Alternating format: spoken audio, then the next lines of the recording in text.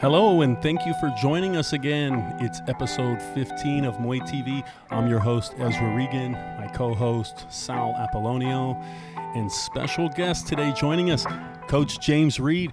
Guys, James. Sir. Coach, thanks for coming all the way up here. How's it going? Oh, good. Thank you for having me. It's been a long weekend. Yeah, you know what? I've been watching on social media. You've been busy all weekend. How many fights have you had? We had 3 at the VFS last night, and then we had 6 fighters fight today at the PMT. 2 didn't get matched, so they'll be fighting next time. But we had 6 fighters today. And really good results from what I saw. Yes, sir. 3 wins yesterday, no losses. 3 wins today, no losses, and 3 exhibition matches. And some good gyms. We got some good exhibitions in there. I was trying to explain to them, like, it's not all about just like if we got a match that we won or lost. You get in there and you get your work in, you get your experience, and it's gonna benefit you whether they raise your hand or both your hands. You know what I mean? And kind of normal behavior for you, you know, with the success and the size of the team, the turnout, also how busy you are. It seems like the Reach Gym, you guys are at most of the events. And yeah, I reached out to you. You know, I'm always thinking, who's the next guest on MuayTV? You know, we don't do these very often. It's been a couple months. Our producer, Chris Smith, was on tour with the Deftones, and that kept us from recording. But even when he's in town, we don't do very many. And I'm always thinking, even asking, you know, who should we bring on? And then you were one of my top guys on the list. I appreciate it. I watch all the time. I'm a fan. So when you called me, I was like, hell yeah, can I do it this Sunday? Yeah, I'm always curious in the community or even in the international Muay Thai community, who's watching? I mean, we see the podcast building all the time. You know, it started with a couple hundred views, and now it's at a couple thousand views, but I appreciate the support, and that's great to hear. You know, a figurehead like yourself, a guy that's been in the sport for a long time, is a fan. And I'm never sure. You know, sometimes people will come up to me. You've come up, and also your students have come up and said they like the work that we're doing. But that's one of the prerequisites, I think. Sal, if they weren't fans of the show, if they weren't supporters, no shot. We wouldn't bring them on. Get out of here, dude. No way. I was kind of asking that. You know, I was asking Instagram, like, should we bring on a hater? I would go kind of sick. Yeah, you know, like a contrarian. I just hadn't heard about it for, the first few, and then they were like, oh, they're going to be talking about one tonight on MuayTV, and I was like, oh, we got to hear it. Then you know what I mean? So we're like, oh, yeah, let's check it out. Yeah, it's great to hear the feedback, and we're always discussing the scene, mostly here in NorCal in America, but all different kinds of stuff, trying to represent Muay Thai and Muay Thai culture. But then we got matched up. Yeah. You I know. I was like, oh, man, he's not going to want me no more now. Yeah, so, you know, I'm like, yeah, we'll have you on. Let me talk to Chris when he gets back. They're in Canada. When he gets back, we'll set something up. But then in the meantime, I'm in the background working on fights, and I got my guy Tyler Lloyd. You know, Tyler was supposed to face Keelan last year at Rising Stars for one of the national ranked belts, and then Tyler had some life difficulties. He got sick in camp, so that never happened. And then he wasn't sure if he was going to fight again. It's been probably almost a year since that situation. And then working with Nico at Knock Muay Challenge, I said, hey, I got a main event guy. I see your champion, Ramos. That would make an amazing fight. So I'm like, hey, reach out to Coach. And, yeah, thank you guys for giving us the opportunity. Oh, yeah. Definitely. And yeah, we're not just promoting the fight. You know, it lined up perfectly. It adds to it, though. No, but wow, storyline. No, it really does. And I feel like when you're the champion, you're not in a position to turn down fights. You know what I mean? It's like, hey, you're the champ. What are you gonna say? No, he's too experienced. You're the champion. You know what I mean? I love that, and I have the same opinion. You know, I have a couple regional champions as well. One Incho. And so, you know, you're talking to the promoters, and I'm like, well, boss, it's up to you. You know, who do you want us to fight? I have my opinions, like if you want my pick. But, yeah, the champion has to hold it down, whoever the ranked opponent is. Yeah, I feel like you're not in a position to say no at that point. It's like you can't turn down unless the guy like has like one fight or something like that. You're like, oh, I want a more credible opponent to, otherwise people be like, oh yeah, he's the champion, but the guy he fought had one fight or something. You know what I mean? But like you got a guy that's 10-0, you can't run scared. It's like, hey, here's your challenge. We're not in this for easy fights. We're not afraid to lose. Like, not that I'm saying we're gonna lose or whatever, but we're not afraid to take a risk. It's like, hey, let's see how we come out. I believe it. And you know what? Your actions match your words. And that's one of the reasons. That's one of the other reasons we brought him on. But yeah, the big matchup with Ramos and Tyler, we can talk about that more. But really, it was about your body of work. It's your career in the martial arts scene. I've known you for a long time as a competitor, but I've always respected and watched your team closely. You guys are hard to miss. Again, the frequency at the shows, but the uniforms, but the fighting skill. You in the last 5 years, I don't know. I know you've been in the business longer than that, but in the last 5 years, the stable that you have is one of the most dominant stables in the sport here in America. They're so dedicated. I've been like waiting for this crew. You know what I mean? Because like they just want to train. Like if there's like, hey, training camp's gonna start in 2 weeks and they're coming in tomorrow. Like, and they're half hour early, just like, let's work. Can we do this today, coach? Or Alan's like a big fitness nut, and he's like, hey, I got a routine today. Can I run conditioning today before we do drills? I'm like, go for it, man. Be back inside by 7:30 because we go outside. You'll see us everywhere at our gym. All the neighbors like, oh yeah, they call us the karate guys. They're like, there's the karate guys, running around over there. The karate guys. That's sick. That's actually rough. Yeah, let's go and bring in all respect to the name. Like step up. Some people want to say karate this, karate that. There's some real guys out there. But it's funny though because when we first started doing PMTs, I'd always hear jokes like, "Oh, taekwondo is stupid," or "Karate doesn't work," and everything else. And now in the rules meeting, it's like, "No jump kicks, no spin shit." Like it's like, I thought it. Nerfing the Reed's I was like, "What happened? right now. I thought y'all said it didn't work." Now, just in the last couple of months since we've recorded, NorCal is just bustling with activity. There's shows all the time. So just in the last 2 months, we had Rising Stars 11, the all-teen show, which you had how many athletes on that? We had 3. 3. We had my daughter Rocky, and we had Ivan Ramos in the main event, Alan's brother. And we had Jose. He's been with me for many years, but he did other sports coming up, so he doesn't have as many fights as Alan and Ninja. But they all grew up together. But he played soccer, he played football, so he didn't really get started with his full contact career until later. What was his name again? Jose Alcaraz. And how old is he? He's 18. I see. Yeah, and again, the main event, that got a lot of eyes on it and some mixed feelings about the decision on the cards. And you guys came away victorious, beating Ezra Velasquez, one of the top guys in the world. And that's why I wanted to fight him. Yeah, and it wasn't out of a place like I want to challenge you. It was like you're the best. We want to fight the best. It's out of respect, And I seen him around all the time. He's a good kid. He's very respectful all the time. Always says hello to me or the team. Yeah, and the showing there was extremely strong. And you heard that. You heard that from Ivan in the interviews. Sal, did you do the interview? I don't think I did, yeah. I think Berto interviewed him, but you heard that. He was like, I want the big fights. I'm here to fight Ezra. And you saw the confidence there, and I'm sure that played a big factor on that stage. But what a fight and a win for both fighters, even though, maybe some feelings got hurt or didn't agree on the decision. But Teen Yad Muay in America got seen on a big stage, and both of those guys are superstars. And when's the rematch? Yeah.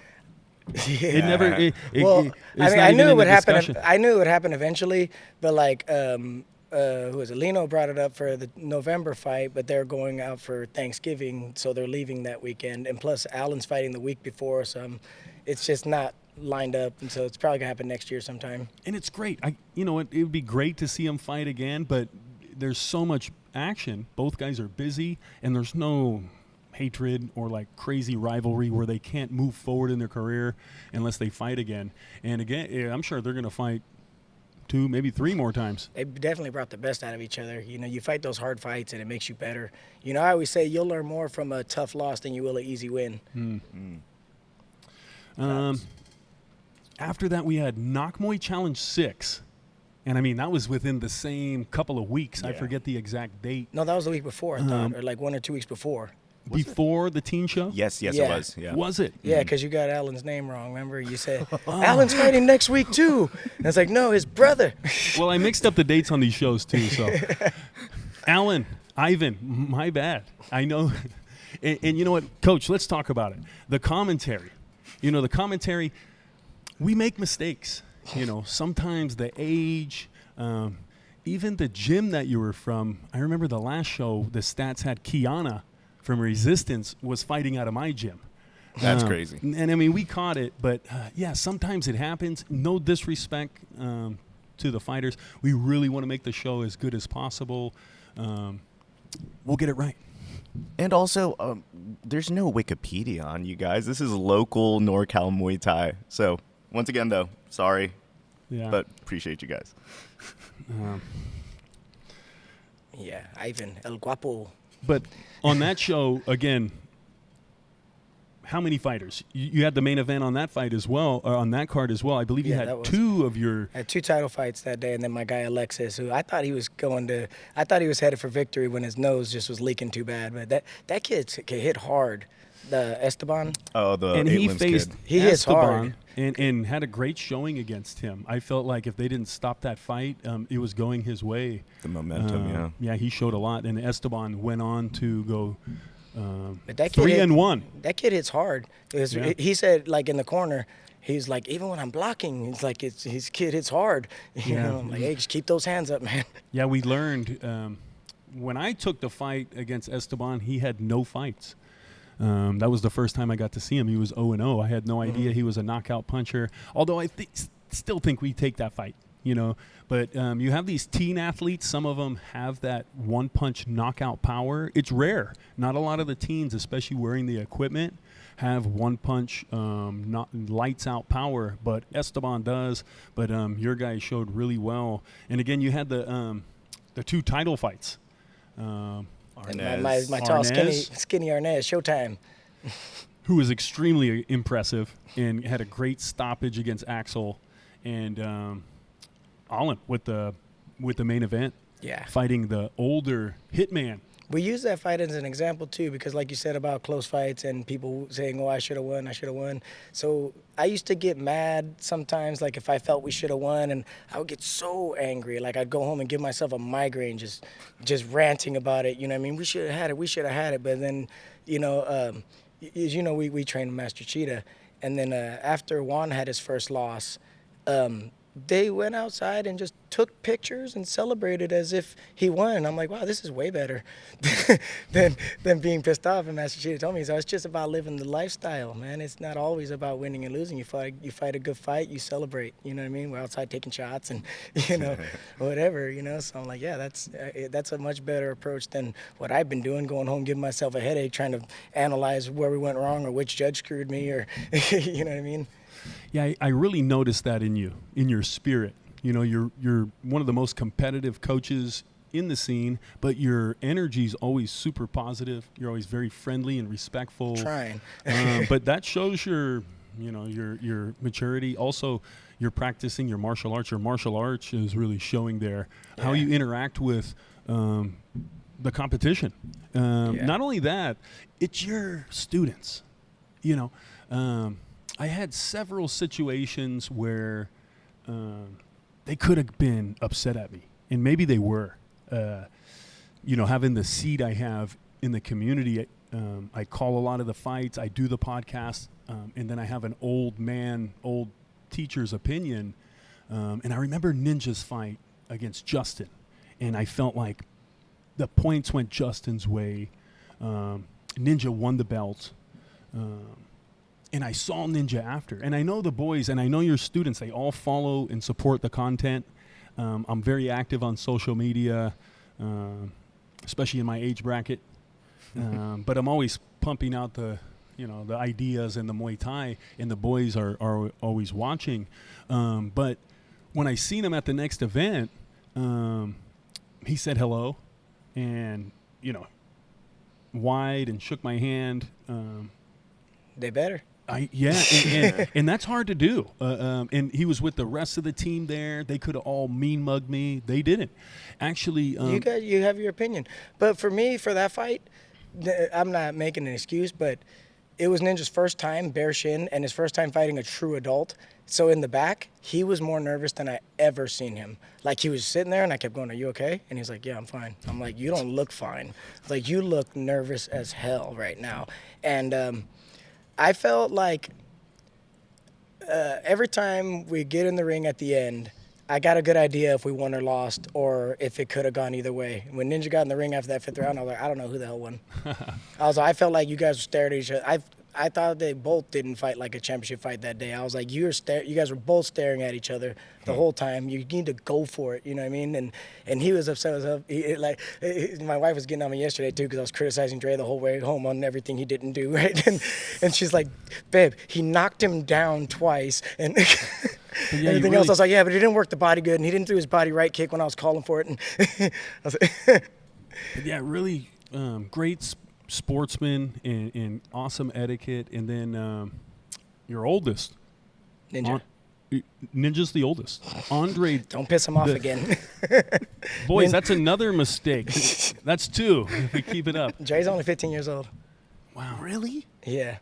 Man. So Andre, after we had fought in Stockton, he's like, "Congratulations, coach."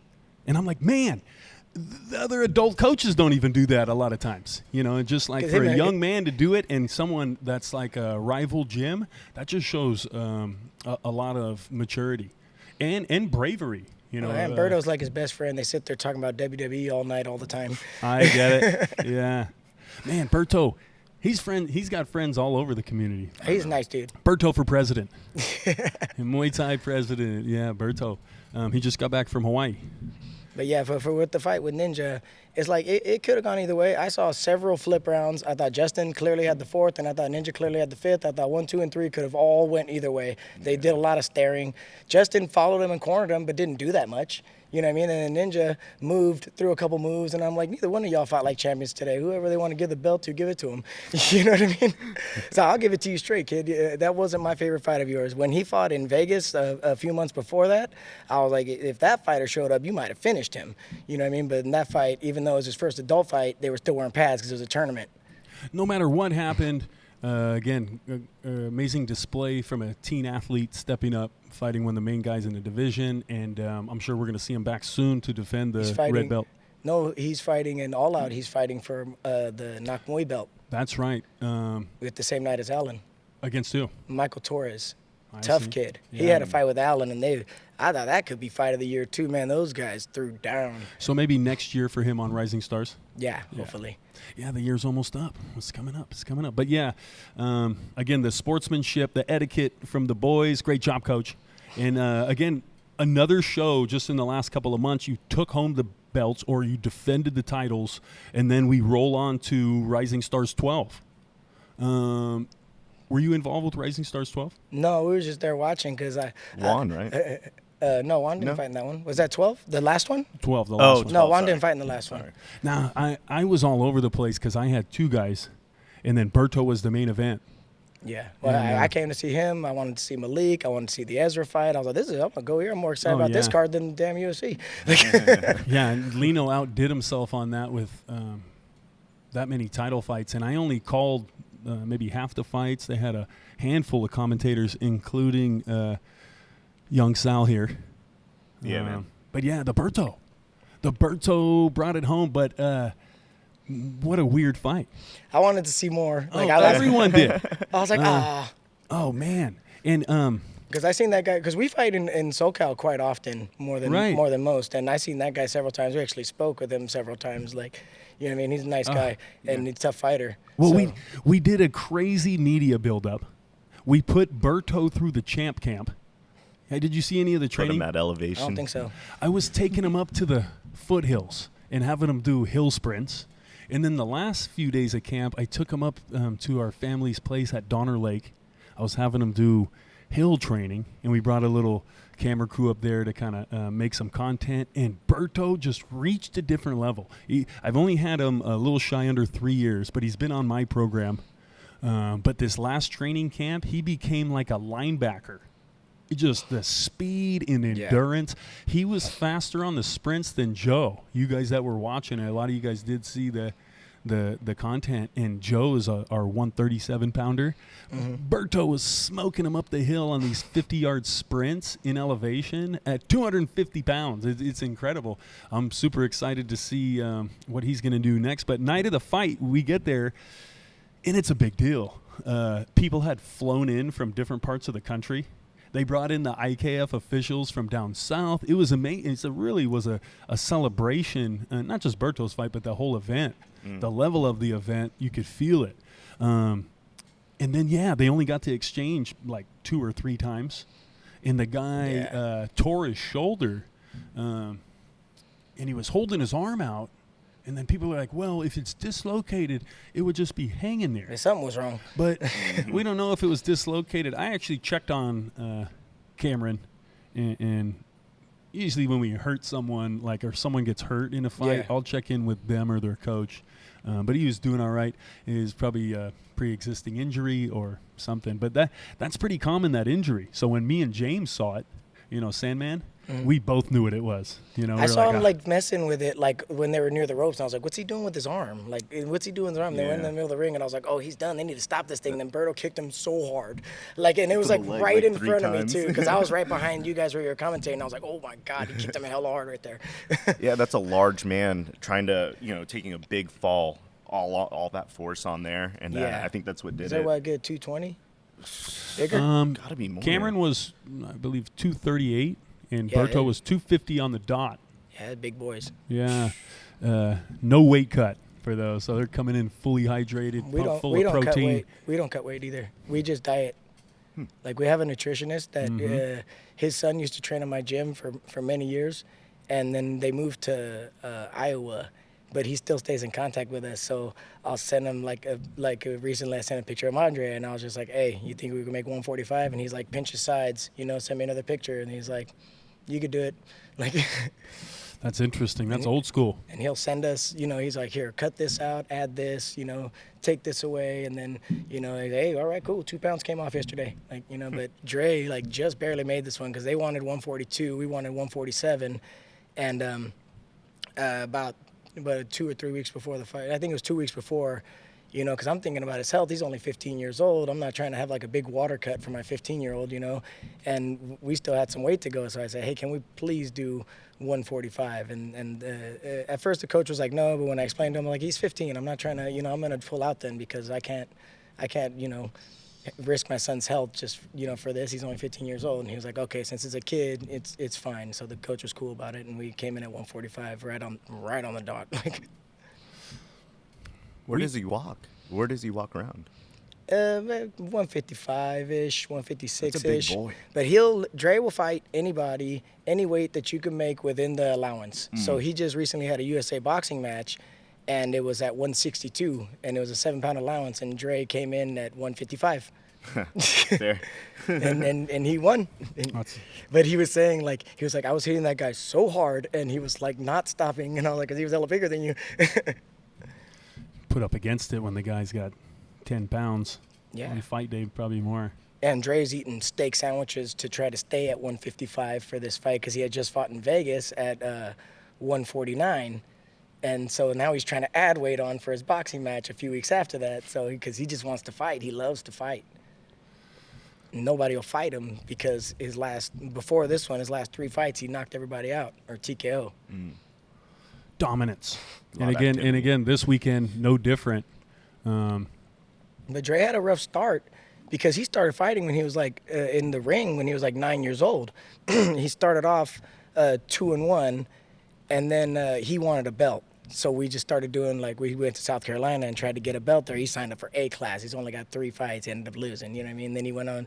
Then he went to New York to try to fight for a belt, and then he lost a split. He's got 5 split decision losses. So then he starts off. He's 11 years old and he's 2-7. And he's just You know, like I was like, yeah, but you had like 5 split decisions and you fought, you know, people the likes of Antonio Moreno and you know what I mean? Like your family's weird. That's what you guys do. You guys just travel to cities like, let's have our kids fight. That's how somebody. we vacation. No, I love it. I love it. We go there. Oh, we're fighting in LA. Cool. Let's use the Magic Mountain passes. Let's go. Coach, so one of the first things we noticed about you and your team was the uniform and the style. Can you take us back? You know, what's the origins, the Reed martial art background? Well, it actually goes back to my instructor, Sam Montgomery. He was a world American-style kickboxer. And he fought in, like, the Benny the Jet, Dennis Alexio times, and he went over to Japan, and they fought, like, K1 style. But they went there with their pants just doing their American style, adjusting how, you know, basically just adjusting their style to try to win, not necessarily trying to do Muay Thai or anything like that. They were just taking their American kickboxing and going to Japan and fighting. But he was this 6-foot, 150-pounder and just long old legs, long reach. But that was the colors, yellow and black, or gold, yellow, and black. So, and then he was also a karate point fighter, and he won this huge tournament called the Battle of Atlanta. I don't know if you've heard of it. But that's an old point fighting tournament. But he won that, and he used to wear a yellow gi top. And so and then that was our colors in our karate taekwondo school and American kickboxing. So then I just stuck with the colors, but also Bruce Lee, Rocky, the gold and black. Gold, who do you want to win? You want to win the gold, right? You know what I mean? It makes sense, yeah, and I love it. What about the Cobra? Cobra Kai. No, it's an interesting story, though, because I was originally going to be a Scorpion because I'm a Scorpio, and I wanted the logo to be James Reed. It was going to be just James Reed's martial arts. I had no kids at the time. So it was James Reed, and it was a Cobra, like, representing, like, me. And then my brother's like, no, you should have a bonsai tree. And then I'm like, no, man, we should just have a Cobra for the Cobra Kai. And it was a total joke, though. And my dad, because I draw, and my dad got some of my artwork, and I had a picture of a Cobra that I drew. And he just took it and made like 100 shirts with the logo. And I was like, well, I guess we're the Cobras. Like, that's awesome. So I can't change it now. We got 100 shirts. And yeah.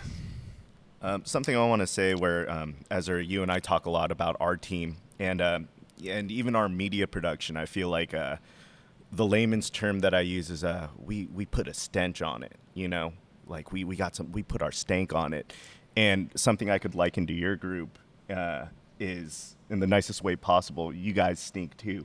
You know what I mean? And that's no backhanded compliment. Like, you could feel your prints on your fighters. I'm learning all the young guy terms. Man, I don't even know if that's slang. Everybody comes up to me, they're like, we like your drip. I'm like, okay, thank you. Thank you. No, man, yeah. It's very cool to see that. I go to Ninja, I'm like, hey, I'm dripping. It's powerful. Yeah, yeah. And it's real. You know, it's authentic. Now, do you make the team wear the uniform? At the fights. I want them to wear their jerseys at the fight because, look, you guys notice them. Yeah. You know what I mean? But they all have to earn it, though. To have the black jersey, you have to fight in a PMT or an MDL or something like semi-contact. And then when you fight full contact, you get the yellow jersey. And then the boys were like, we need a champion's jersey. And that's why you're starting to see the one that's kind of an off-white with the gold writing. So that's only people that are title holders have those. Oh, it's like a belt system almost, huh? You know, I'm a karate guy. And it works for you. You know, it's something you can see how strong the culture is and how much it means to your students. And the other thing that makes it hit is you guys are winning everything. So don't jinx it. Well, you I know what you're doing. We're fighting soon. Jinx it. No. I know what you're doing over there. No, but that's the other thing is I hate to lose. People hate. People hate when you're not the normal, and you guys weren't normal. Is in the Muay Thai community. That's something that I dealt with for a little bit of time. Was the gatekeepers of Muay Thai. I come from the Dennis Alexio branch and Sacramento, above the waist. My brother took Francis Farley's world title, ISKA title. Francis Farley used to train at the gym that I started at. Yeah, Montgomery. I know Montgomery. I'm a little generation younger, but yeah, we come from that same arm. So when I showed up to a Muay Thai event as a young coach with a fighter, I had older coaches that were like, you do Muay Thai? You guys are above the waist. You guys are karate guys. And I'm like, we're going to see. we're gonna see about this Muay Thai, and there was a little pissing contest going on for a while in West Coast American Muay Thai of who was the most authentic, who had the most Thai Muay Thai, and most of them playing this game weren't Thai at all. We were all teaching American Muay Thai, and then we get to fight about it. That was the thing. We would show up, and let's show your martial art. We'll compete under the Muay Thai rules, and then see what's what. And you've definitely shut up any kind of doubters. But we had a rocky start though, because we weren't certain about the rules or anything like that. So Ninja took quite a few L's in the PMTs back in the day. No, I remember. You guys yeah. are scrappy, and again, that makes me respected more. I saw one of your daughter's first fights at Knock Muay Challenge. Star? When I had Alyssa Gomez. Mm-hmm. This was pre-COVID. But can you talk about transitioning into Muay Thai, coming in as someone that's not known as a Muay Thai practitioner, and what that was like coming into American Muay Thai? Well, at that point, Andre was still like too young to fight, so it was all about Ninja at that point, and he wanted to be the UFC champion. So we were kind of using, when we found the IKF PMT PKBs, we were using that kind of as like a stepping stone towards striking, leading towards MMA. But then we found a love for it, you know what I mean? And at first we weren't sure about like, okay, what's happening here? I thought we weren't allowed, because with the sweeps, we were like, whoa, we didn't even know you could do that. You know what I mean? We knew you could knee, we didn't know you could throw us on the ground though. So we were literally learning as we were going along. And then Andre, he was about 6.5 or 7 years old. He fought one of Master Cheetah's guys, and we hadn't met Master Cheetah yet. And then Dre won, but somehow in the nicest way possible, Master Cheetah offered to help us learn Muay Thai. And it was not insulting at all. It wasn't like, you don't know what you're doing or whatever. He was just like, if you want to come train with us, I'll help you learn Muay Thai. And I was like, that would be great, because I'm always looking for like a mentor. I like to be a student. I always say I want to be a white belt all the time. You know what I mean? So I was like, teach me. You know what I mean? And he taught more than just the striking and whatnot. He taught me what all the pieces mean, the flowers, the prajits, the monko, and he taught us a lot. And then he'd be like, where do you need help at? And he'd be like, you come any Saturday you want, and we'll work together. Yeah, so now you got fighters doing the Ramoy. The Ramos boys, they do a sick Ramoy. That's sick cool. white crew, and I'm like, man, they'd be hearing that you're just learning about sweeps. This was about 2017-ish, I want to say. Okay. Because we found Crew Pat had these in-gym sparring sessions. It was like smokers. You'd fight in the ring, but it was all cleared by the IKF. That's Valor? Yeah. Mm-mm. And we started there, and he was real cool. He'd bring us in and get us matched and everything else, but they didn't pick winners, so I didn't really see, it's like I would be like, oh yeah, I feel like we won that one, but not knowing Muay Thai, I was like, we probably lost half the ones I thought I won, you know what I mean? So once we started doing the PMTs and they were picking winners, I'm like, okay, what's going on here, But I did a cool seminar at Crew Pat's. It was like 9 hours long. We did like a lunch break, came back, and like sat us down, taught a lot of different things, I'm not afraid to learn. I'm never like trying to think like, oh, I know everything. No one can teach me nothing. You know what I mean? So like, I want to be a white belt. Show me, tell me, teach me. You know something I don't know? I want to know it. You answered a lot of my questions here on the paper. No, the relationship with Master Cheetah, and that's important. That's something that I've been thinking about and talking about in a discussion that's been kind of being thrown around the Muay Thai community, is going through a coaching apprenticeship to become a Muay Thai coach or a Muay Thai teacher.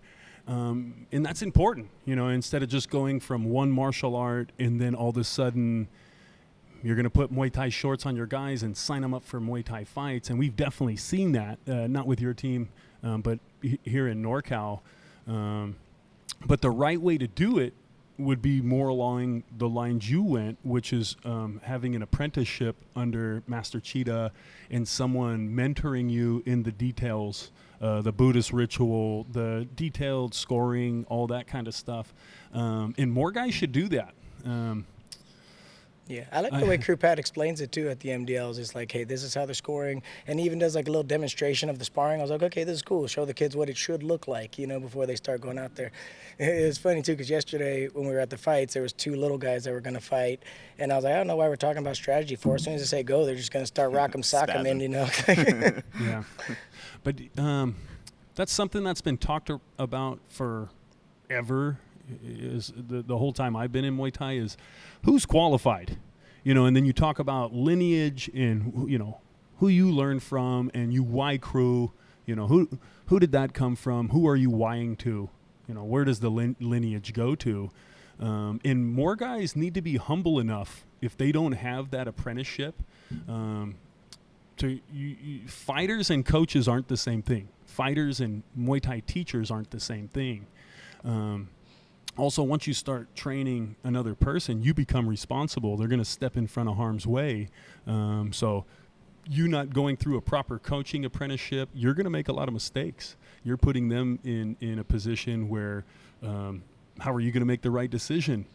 You don't have the experience. Yeah, well, I learned some Muay Thai, but it was through MMA. Right. Because I fought some pro MMA fights. Sure. And but obviously it's different when you're learning clinch as like dirty boxing and prepare for a shot and stuff like that. So it wasn't quite the same in that area.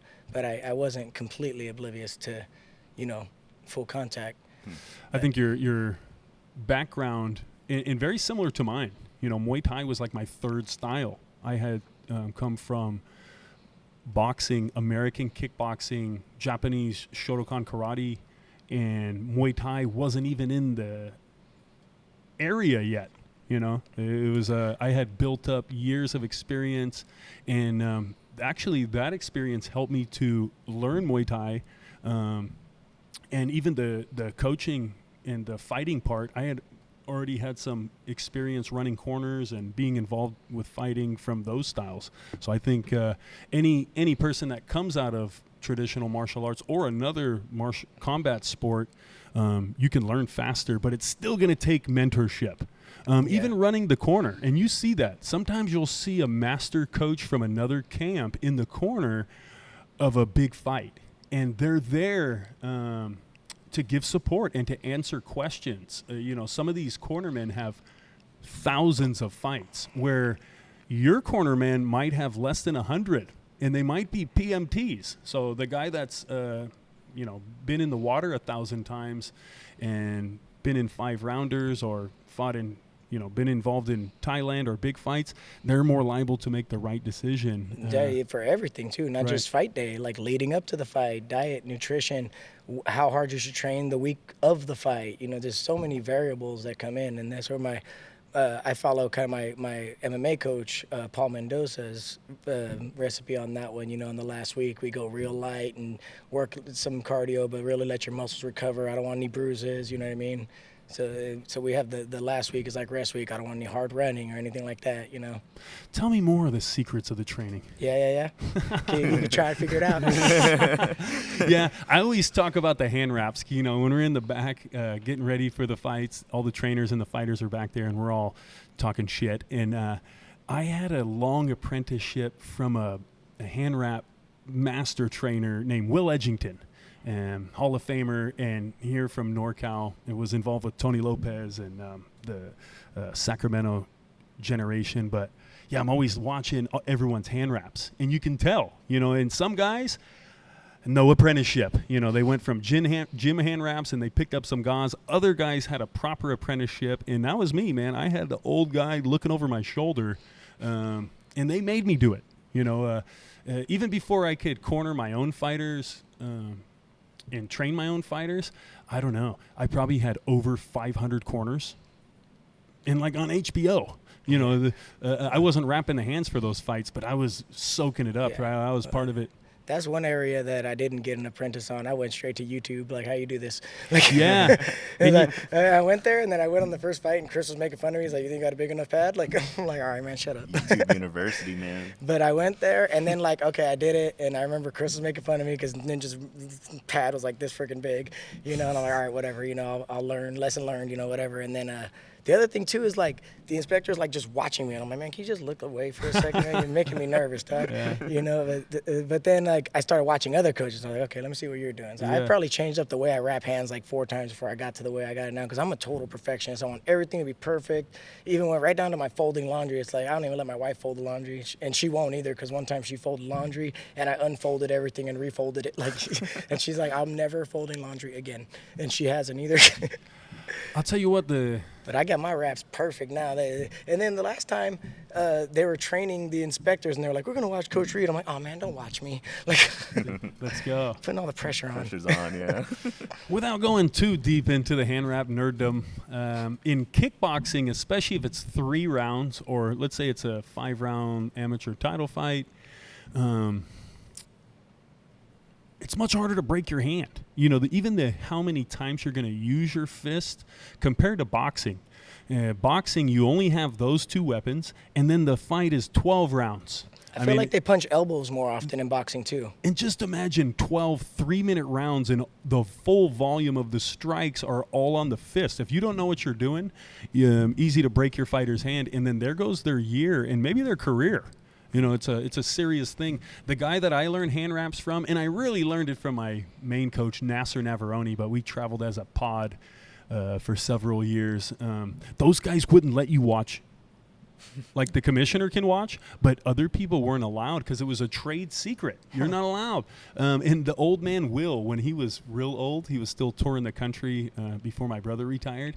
Man, if someone was in there and he would catch him watching, we'd all be like, watch. We're going to crash out on this guy, you know, and it was just a matter of time. And but he learned it in prison, Folsom Prison. Not, you know, and it was passed down from the Mexican boxing trainers. So who knows what he had to do, you know, to learn it. But so, yeah, the boys were all impressed because they were watching a video of Stitch wrapping hands, and they're like, Dad, you wrap your hands just like Stitch, except for like one little thing different. I was like, that's good. He's doing it wrong.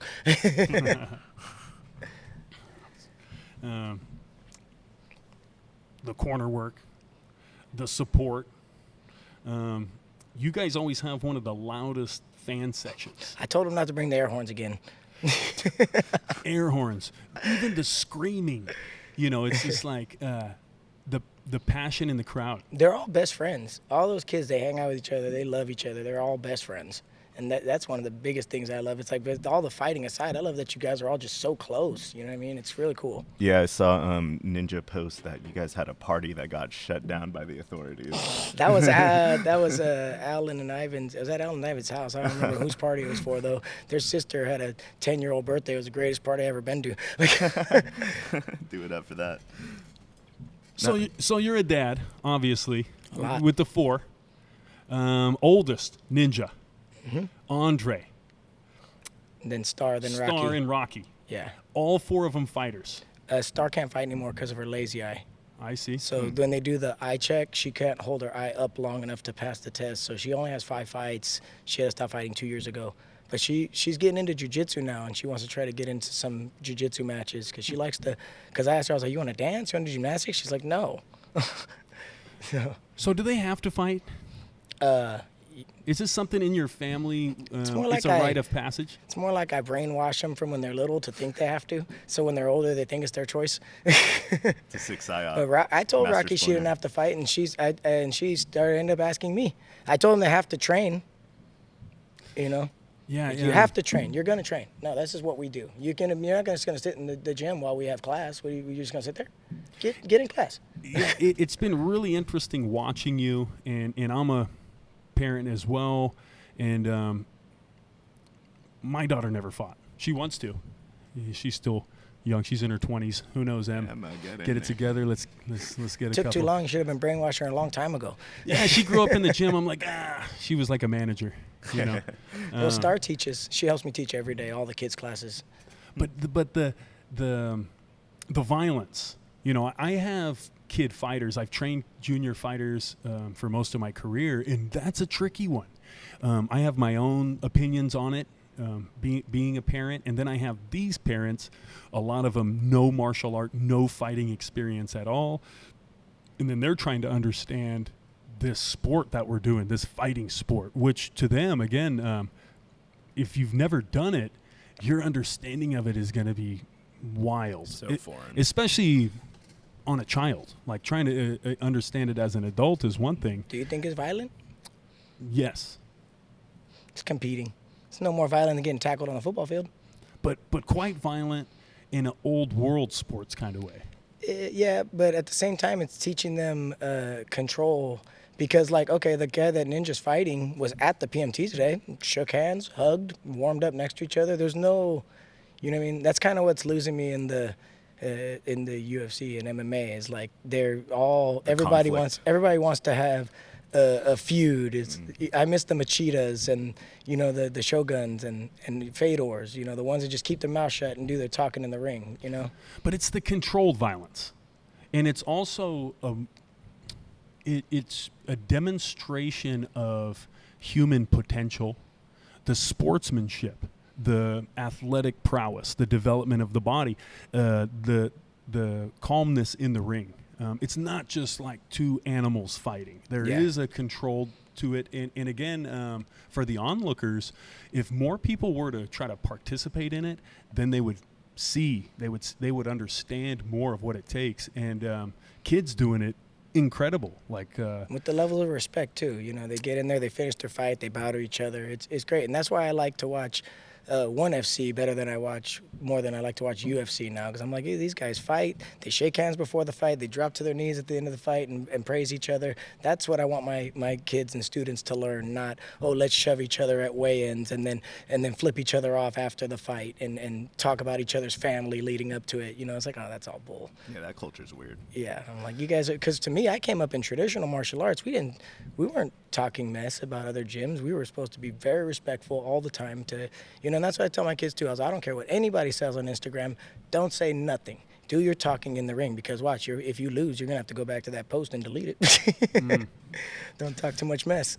But some people come from a more violent culture. It's normalized. Like in my family, we're very attracted to combat, military, sports, anything. And in our family, there's a rite of passage. I had all brothers, but at a certain age, you had to fight. And we went through the same thing. My trainer came from a similar background, my teacher, and at a certain point, even if you didn't want to fight, you had to fight. Did your siblings train? Yeah. Yeah, see, not mine. I'm the only one. I'm the youngest, and I have an older sister and an older brother, and they were into basketball and baseball, and my dad coached them. And my dad wasn't my coach, but he was like my coach. I was afraid to ask for a day off. He's like, hey, Dad, can I have a day? No, you can't have no day off. How you going to be world champion if you're going to be champion if you take a day off? No. I used to fake injuries to get a day off of training. Like, I tripped at basketball, Dad. Can I take a day off of training? Like, man. But my dad was on my butt, like he would not let up on me. I had to train 4 hours a day. He gave me Thursdays off. But yeah, we came from a violent neighborhood, so the violence we were having in the streets was nothing compared to the fighting sports where there's a referee, the kid's your age. Yeah. Man, it looks like my dad and my brothers are going to move to Thailand. Oh, okay. What? Yeah. Why? That's crazy. That's sick. Well, my dad's retired. My dad's wife passed away about 3 years ago. Joan, rest in peace. And her surviving children, some of them still live with my dad. And one of my brothers, Carl, he's trained. That's my brother's name. Oh, yeah? With a K or a C? C. Oh, yeah. Mine's a K. But, yeah, that's actually a very popular place to go and retire. My dad's pension and retirement doesn't quite cover what it would cost for rent or mortgage, but it would in Thailand. Yeah, cost of living. Yeah, the American dollar is still very good in Thailand. Also, he's retired, so he doesn't need to work. He can travel.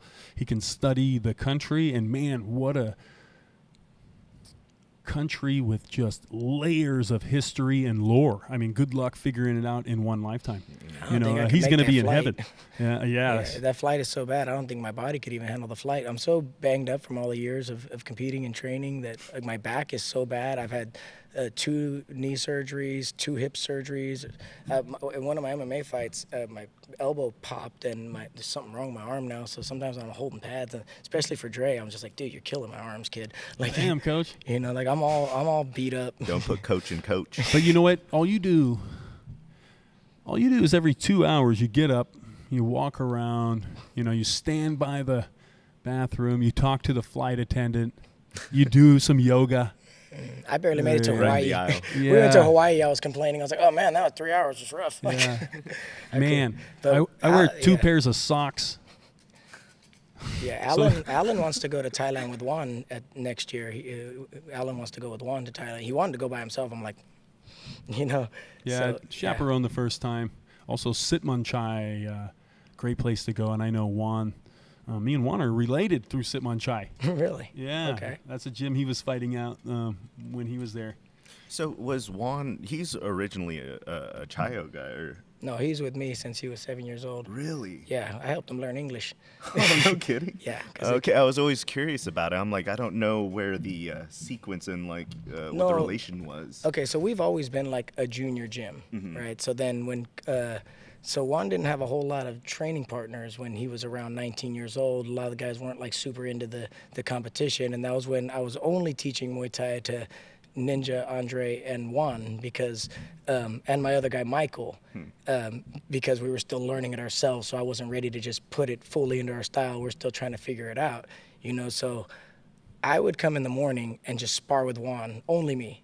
And we would spar like 10, 12 rounds. And then at night he would come in and train and get his drills and pad work and bag work and everything like that. So, and then during COVID, we like lost everybody. You know, I didn't even have a partner for him anymore. And then, so we were still training inside while everyone else was training outside. And then I blew my ACL and I'm just like, ugh. I already knew it right away. I was like, how am I going to keep this great potential fighter going when I'm going to be out for at least a year and I might not never even be the same again with my age and everything else, you know? And then I could see Juan kind of like wheels turning too, like, you know, hey, I'm loyal to you, coach, you know, tell me what to do, you know, because I had him going like to other gyms too. So, because, you know, Dre goes to Slick Rick's in Manteca for boxing. So I would send Juan there to get some rounds in, to get some extra sparring there. And I'd also send him to Crew Matt at Dynamics because that's who I used to fight. That was Paul's gym. That was originally Paul's gym. So I would send him there and Crew Matt would have him come in and he would spar with Crew Matt from Dynamic. You know Crew Matt? Big, tall white dude, bald head. Yeah. But yeah, so he would go over there and spar with Crew Matt and get some sparring in there. But then Juan was moving to Richmond. So I'm like, all right, you know, you're not going to be driving all the way over here to spar nobody and then going to Modesto and Manteca to get extra sparring in. Let me talk to Master Cheetah, you know, and I'll tell him if he could accept you into his gym and everything like that. And Master Cheetah said, of course, we'll take good care of him. We're on the same team here, blah, blah, blah. You know what I mean? So, you know, he's a Chayo fighter now, you know, but Master Cheetah's real cool about acknowledging that I got him, you know, I got his start. And Master Cheetah's done beautiful with him.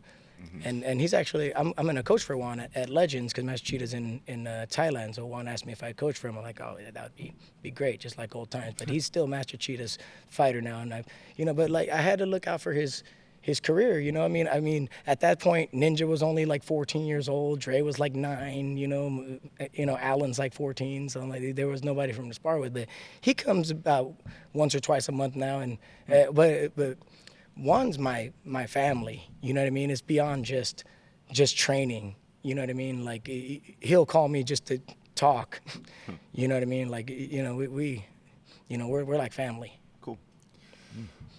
Well, it's just another great champion, and he's probably the captain of your team, huh? I'll kick his ass. Nah, Man, but he's so sweet though, because when we spar, he doesn't beat me up, and he like, you know, it's like I know you could, dude. Stop. Like, yeah, he's looking better than ever. yeah, he looks great. What's anything on the books for him? He's fighting at Legends. Oh, I see. Same day as Ivan, so I'm going to be coaching both of them at that one. Oh, nice. Last time I saw him at Rising Stars when he fought Cardoso, man, that right hand. Was that the tall guy? Yeah. He caught him. He was having a little trouble with him though. That was a good fight. Until Yeah, he didn't. Cardoso's good. Until he got him. Yeah, Cardoso is good. Yeah, he was having a little trouble with that fight. The fight before that, he was real good too. But yeah, no, we sparred last time when we had the last day of our gym because we just recently had to relocate, and Yeah, we went at it, and then in the last round, I got dog tired, and he's like, "Come on, coach." I'm like, "Stop doing that." It's just awesome to hear, and that's a tricky one. You know, a less educated, less experienced coach might have messed that one up with a fighter like Juan, and stifled his career. You know, not wanting your fighter to go another gym and lose a fighter. But yeah, the way you guys did it, that's the way. And everything's good. Definitely. Yeah, because a lot of people thought we had like a falling out or something. I'm like, no, I told him to go. Like I didn't kick him out, but I was just like, no, you need to go to a place that could keep you going, because right now our best guy is 14 years old and I'm broken. You know, and you can't get to Manteca and Modesto to get extra sparring in with you moving to Richmond. Or no, he moved to Hayward. But either way, like, you're going to come to my gym as part of the 14-year-olds? You know what I mean? Because we were always a junior gym. I don't know if it's because I'm small and big guys don't think I'm tough or whatever. But, man, those parents, they size me up. It's hecka funny. I'm just like, like, whatever. But it was funnier when I was actually fighting, though, because I remember this one big guy was, like, making jokes, like, with his wife that he could beat me up because I was small or whatever. And I was like, come to the adult class. And then he was surprised I said something, and he was like, what? I was like, come to the adult class. And I got small man's complex, too. So, you know, I was like, come on, I'll spar you. I am not afraid. Chop him down. Yeah. I was MMA back then, too. I was like, I'll take you right down, you know. And I love chokeholds. I was a specialist in chokeholds because I'm small, and I was always rolling with these big guys. And if I try to put like an arm lock on them or like a kimura or something like that, they'd muscle right out. But I was real good at the uniform, the gi chokes. And I'll choke you out before you even know what's happening, you know? Let's go. The Reed's chokehold. I consider myself somewhat of a choke artist. I remember Ninja talking post-fight, saying that he's looking to be in the UFC. Big picture, is he training MMA now? Is he just focusing on striking? He's been focusing on striking lately, but he's trying to get his license.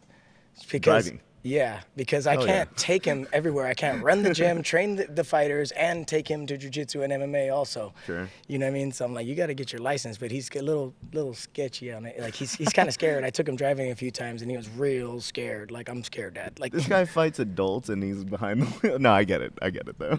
He's like on the freeway. I'm just like, dude, you need to get in the lane. Like, That's fun. But yeah, he's a little scared about driving right now. He's like, I'm like, all right, we just need to get a driving instructor because I'm losing my mind. I'm gonna have a freaking heart attack over here trying to teach you to drive. We talked about the kids, the fights. We can't leave wife out. Rocky won by TKO yesterday. Well, we could talk about Rocky as well. Yeah, my wife is a black belt in Taekwondo, also under my same American kickboxing coach, Sam Montgomery. Yeah, we gotta know more about the wife, because there's no way that you're operating a household with 4 martial art kids and the amount of activity you have. She's so awesome because she's on board with everything. It's never like, oh, you're training them too hard, or, oh, I don't want them to do this, it's too violent, nothing. She's like, no, we fight. She's like right there with me. You know what I mean? That's sick. Yeah, we always see her at the fights, and that's a big deal. Having your spouse or your loved one supporting what you're doing. I've had it both ways. And man, the work that I've been doing recently, that's a big part of it, is having my wife at home, supporting what I do. And it's a lot, you know, the Muay Thai life, Muay Thai lifestyle. I always say she's my Adrian. She'd never seen any kind of fighting before she met me, and you know, we met 5 years ago, so I brought her right into this culture, and it's actually our anniversary tomorrow. Yeah, I was gonna say congratulations. I was waiting. How many years? To interject. 2. 2 years married? How long have you been married? Oh man, Pressure's on now. 15. 2009. What year? What does that make it? August 2009. I'm trying to be like you. 2019, 10, 16 years this year. Yeah, that's math. That's mathin'.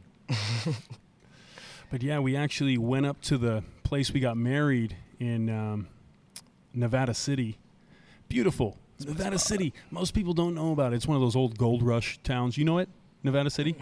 Go up there sometime. If you're ever up in this region, headed up to Tahoe, you can go an alternate route through Grass Valley, right, Sal? The 49. The 49 in Nevada City. And we had a amazing dinner.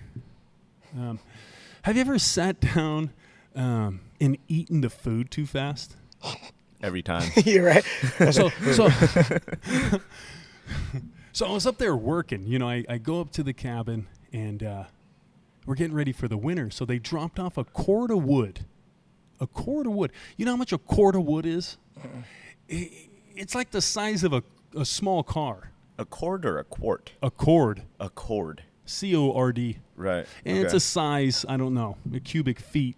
But it'll last you the winter. It's a big old pile of wood, though, about the size of a Honda Civic. Is this ordered, or is that like It's town? ordered. Oh, I see. Okay. It's ordered. It's dropped off at your property on a pallet, unless you want to come get it.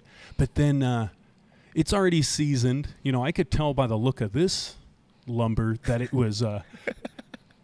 It was. You gave it you just visual. Yeah, I mean, I had an afternoon with it, but you could tell it was burnt timber from the it's gotta fires be. up there. You could tell, you know. And then what a great side hustle pivot. You know, let's chop this up. Let's sell this. Let's go. To the cabin owners. But so I get up there. It's just me and the wife. I'm like, honey, just read for a couple hours in the cabin. I'm gonna do this wood, but it's an enormous car-sized pile of wood. So I have this tote bag. Coach. I thought those were for girls. Coach, you hear what I'm talking about? Coach, I got these 3 IKEA bags. You guys probably... It's getting worse. Yeah. It's 3 of these green IKEA bags, and they're kind of the color, the MuayTV color we've been using is this bright green. So they kind of look like that, and I wanted a gym bag, but $10 gym bag. And these IKEA bags are indestructible, so I ordered one, and it came with 3. Sal got one. Yes. I forget, Berto got one. But I get there, and I got nothing. You know, I brought work gloves. I brought boots, you know, water, electrolytes. But what am I going to carry all this wood? I got to carry it up about 20 steps into the cabin and stack it, you know. And it's at about 7,000 foot elevation. So this is going to be a gnarly day of work. But so what I did, Sal, Coach, what I did, I took the tote bag, the tote bag that I got shit for being performative male, you know, at the grocery store. I cut it down. I cut it open. You did? I did. Huh. And I was using the handles, and I was strapping about 15 logs in this thing, and I was carrying it with one hand and a log to try to balance my spine out up the step. And then I did the cord in 2 hours. Let's go. And I was like, honey, let me take a quick shower. We'll head over to the hotel. And then so when we got there, we order. We order, and we're those people that ate this food. We got a peach and tomato salad with brie cheese. It was some fanciness. We ate this thing in about 20 seconds. And the server came over and looked at us like we were animals. And then me and my wife actually talked about it on the way home. We're like, we're those people. What like, was the spot? At the hotel. Oh, I see. The National Exchange Hotel. It's one of the Lovely gold. space. Yeah, but they have a great restaurant there. But we were starving. And it had only been about 6 hours. I mean, I want to talk about one time when I was 11 years old. I've always been a husky kid. My brother and I go to Chili's or Applebee's, the one with the baby back ribs, and I order a rack of ribs at 11 years old, and I ate that shit so fast, and the waiter walks up and he goes, "Damn, son, you fucked that up." And I'm like 11 years old, sauce on the face, and I'm like, He's giving you props. yeah, I don't know if it was props or a sneak diss. I'm like, yeah, dog. That's like Ninja. If he wasn't a fighter, he'd be a fat ass right now. he could eat, man. And You were telling me he went to culinary school. he went to culinary school specifically so he could make low calorie meals for when he's dieting, because he got tired of all the plain chicken breast and whatnot. And he's like, so he's got his whole shit down. He orders all his spices off of online and gets everything 0 or low sodium, and You know, he'll make a 0 sodium soup, chicken soup, whatever. He comes back, I'm like, man, what you eating, man? He's rude too. He'll make like 1 chicken breast and mess up the whole kitchen and come back like, all right, I got my food. I'm like, it's like, cool. That's why we put you in culinary school. Like, keeping the chicken breast. But he wants to be a chef. That's his other thing that he wants to do. He wants to be a chef and working. Man, that's a great line of work. Yeah, that's a great line of work, and we need more good chefs. I'm all for that. He wants to. So when we did this fundraiser for when we were getting ready for the Las Vegas tournament, and he made the low calorie tacos, and they were hecka good. Dang. You guys need a reality show. The Reed household must be insane. Oh, it's crazy. And my sister with my nephew Nico, the one that's always like tagging along with us with the long hair, the little short guy. You've probably seen him at the fights, but he talks so much crap to them because he knows they're not going to do nothing. Then we go, shut up, I'll beat your ass. But yeah, enjoying the married life a lot, Sal. You're up next. Yeah. Actually, Justin. That's right. Yeah. Yeah, we got married when she was pregnant with Andre. So the white dress with the pregnant stomach. Straight up. It's a shotgun wedding, I think they call it. Andre was in Laura's stomach at my first pro fight. No way. So I was like, you were at my first pro fight. And you were in the wedding. Did you have a big wedding? No. Yeah. A little thing in Reno, maybe 50 or 60 people. But you had the ceremony? Mm-hmm. The rings? Yeah. But I don't wear the ring no more. You got the tat. Man, damn near got my finger ripped off in the cage training at jiu-jitsu. We were doing drills, and my hand got caught on the cage, and my ring stuck on the fence, and it cut the heck out of my hand. So I told her, I was like, I can't wear my ring to jiu-jitsu no more.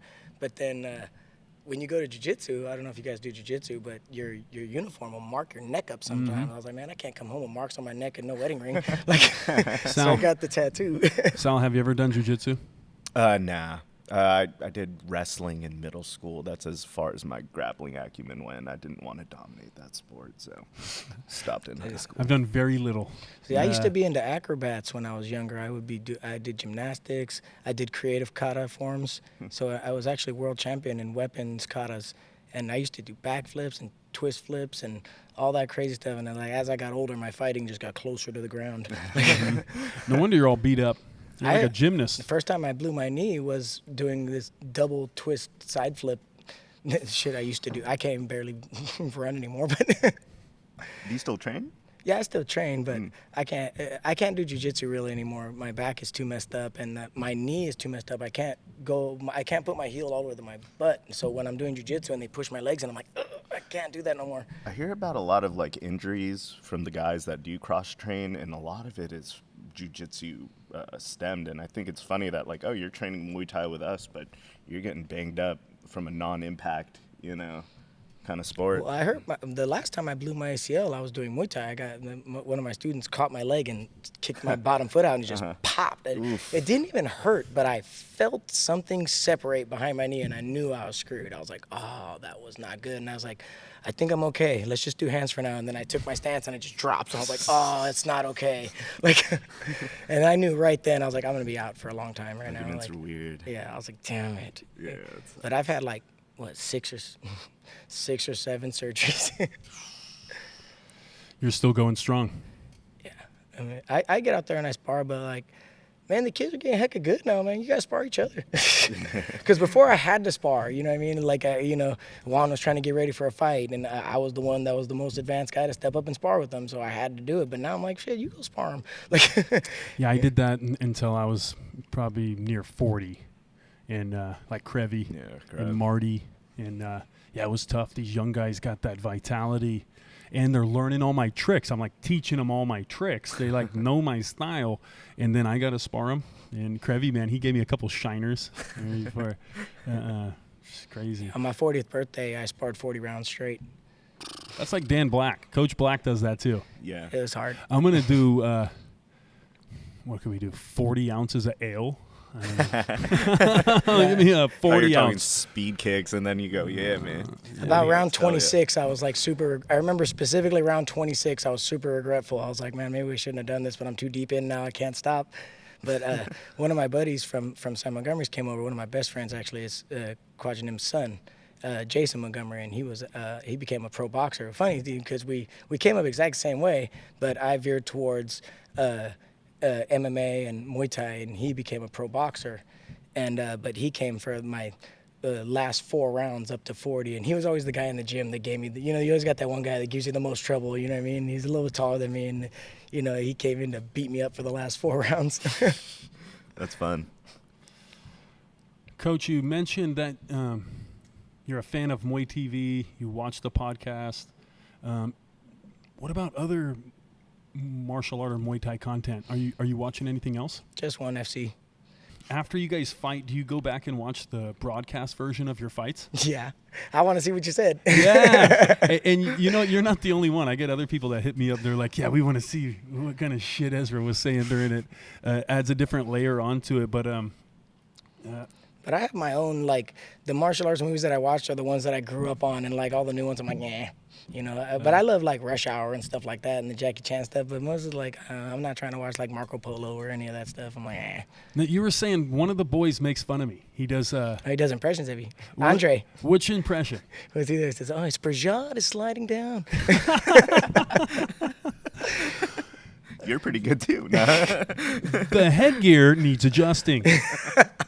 Rinaldi calls a break. Yeah. Mike Rinaldi, I'll give you 1 count, I'll give you 2 counts, but I will not give you 3 counts in a single round. Who was it? You said it was Andre? Yeah, Andre. Man, Andre, you might have a future in that. When you're done fighting, trust me, like, you keep messing around with that, because that's how I got started. We grew up on horse racing, basketball. Man, I went back and watched them. Who's the GOAT? Jordan, who's the GOAT? I was listening to Bill Lampley and some of these commentators from back then. Absolute artists. And, well, that's the thing, too, is I'm not just a casual hobbyist. You got one of the oldest, most honest coaches on the mic. And that's why I believe, like, even if I critique you or like the boys, if I had said something, it's coming from one of the older coaches. So you take that. You're actually thankful for it. And I want it too. I'll even listen to the critique from some little kid. Be like, you're talking too loud. Be like, damn, he was right. Yeah, well, like when you said that about Ninja and Justin's fight, I was like, well, you should have whooped him worse then if you didn't want him to say that, And that's the same thing, like I say, like when in Allen's last fight, I was like, we weren't wondering if he won that one. No. We weren't worried about it going the way. Beat the guy that good, and you don't got to worry about it. Yeah. You know what I mean? But if there's an argument, don't complain. Yeah. If you can make a case that the other guy won, don't complain about it. Just go back and say, I need to whoop him better. I need to make it more clear. And you get this, that's not Muay Thai rule or the scoring was different or whatever. Bottom line, if you kick the other guy's ass bad enough, they're going to pick you. Mm-hmm. Mm-hmm. Right. And it comes with the sport. You're putting yourself in the public eye. As an athlete or a coach, you're up for criticism. Even by Drunk Dan sitting in the front row. Now, if it's coming from the commentators or the different coaches, it should hit a little bit different. And for me, it's all love. Even my own boxers and my own students, I'm on them. Like, I'm going to be very honest. Sometimes I'm a little curt. Right, Sal? Yeah. I can be a little fair. Blunt. But some of that's just military. I mean, you should meet my manager, James. If you've ever talked to the Sandman, next show, he always comes with me. Talk to him at Rising Stars. Good luck. He's not going to say much to him. That's just him. It's a very Marine Corps vibe, Yeah. Which when we're operating in the gym, we like it better like that. It's right to the point, and that's very Muay Thai too. Like, wait till you get critiqued. The Thais are funny about critiquing you too. They kind of make fun of you. See if your ego, how swollen that head is. Mm-hmm. And I love the sport and everything, but a lot of people are like, well, in Thailand it's like this, in Thailand it's like that. It was like, well, I'm talking to our refs because I want to know what they want to see. I don't care what they want to see in Thailand. We're fighting in Stockton. Absolutely. And yeah, Muay Thai, that's a great point. Muay Thai is different all over the world, and it's changing. Even people that were talking about the Muay Thai this, Muay Thai that in Thailand's different now, and so is the scoring. I mean, look at Raja. Even new Lumpini, nothing like the old Lumpini, and that's just what's happening with the sport.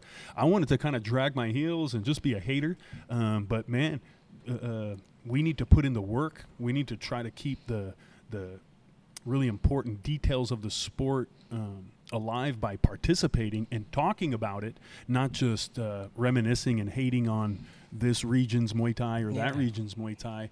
And as martial artists, we got to be able to adapt. If we're fighting here in Cali or Texas or Thailand, we're trying to win all those fights. Yeah, and watch a Golden Age Muay Thai fight versus a fight that you see now on ONE FC. It's come a long way. And I even heard, some people have an idea that Muay Thai as a sport is becoming westernized, and I don't know if I agree or disagree. Everybody wants to put a label on everything. It's like let's just perform. What, Muay Thai is a sport? What? They were saying like ONE FC.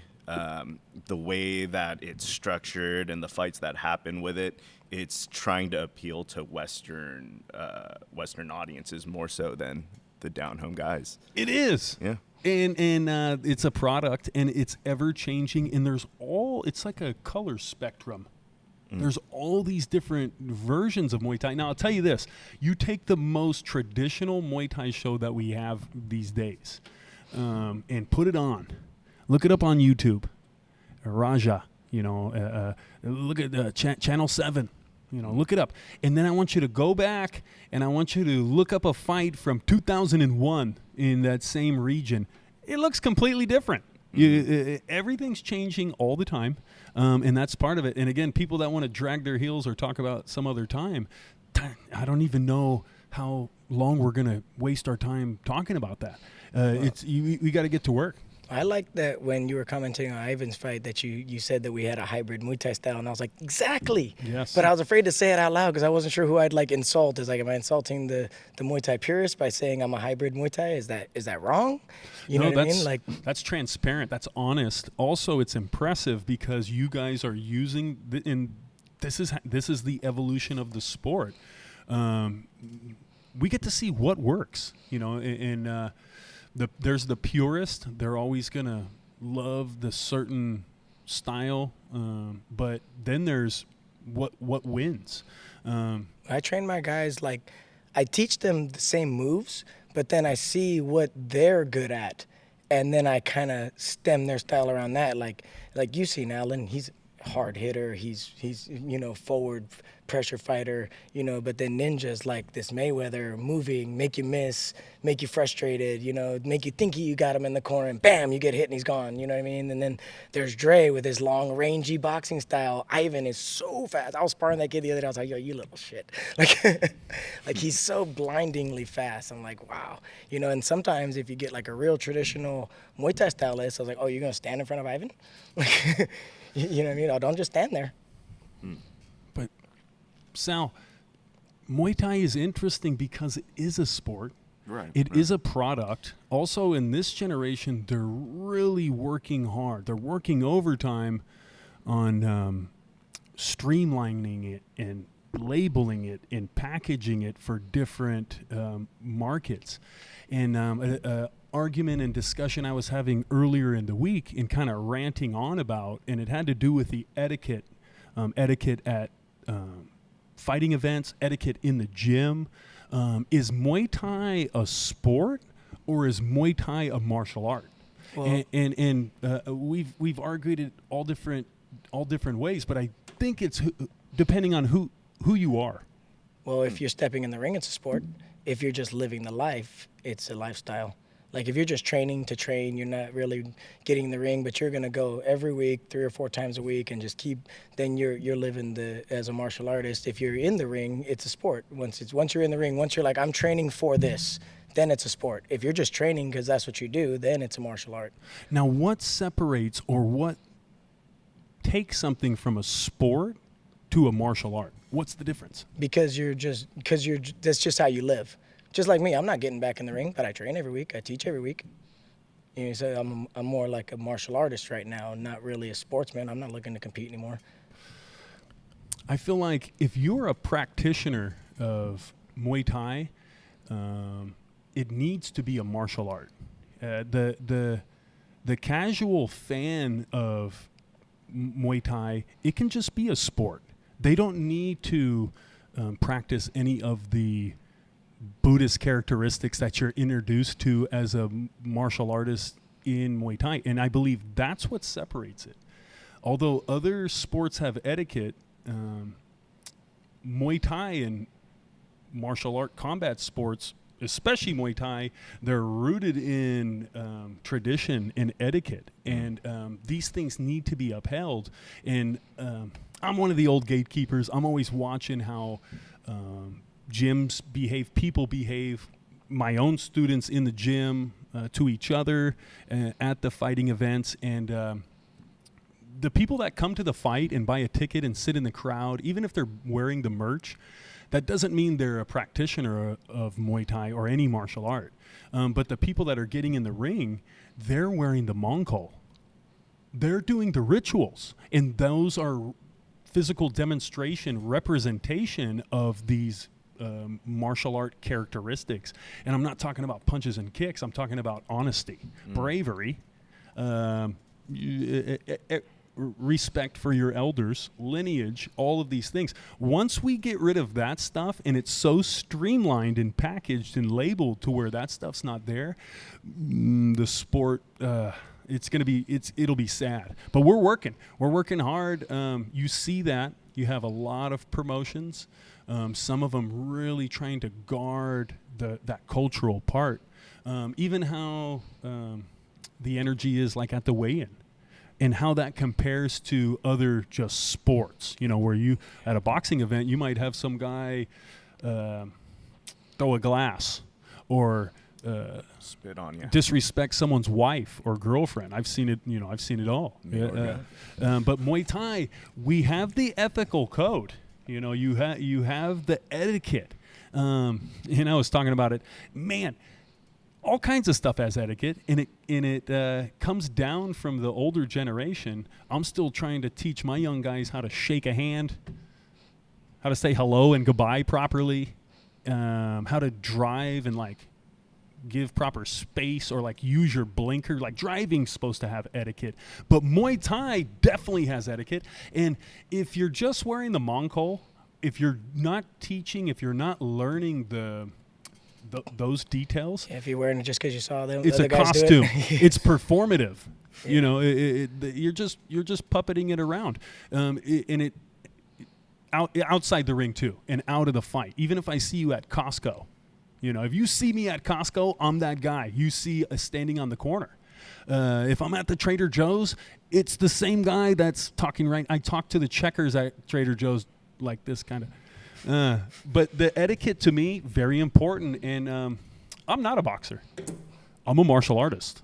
I think the hardest part of combat sports is that you have to train for a while to even get good enough to scrimmage. You know what I mean? At least a couple months, especially the little kids. Because, I saw a ninja for soccer when he was little, and within 2 weeks he was playing a game. That's not going to happen in martial arts. Right. But I'm just saying, even though I'm this older figure in the community, you see how I interact with you, it's all respect. You see me with the other coaches. I'm still looking to walk that and show those Muay Thai attributes. Yeah.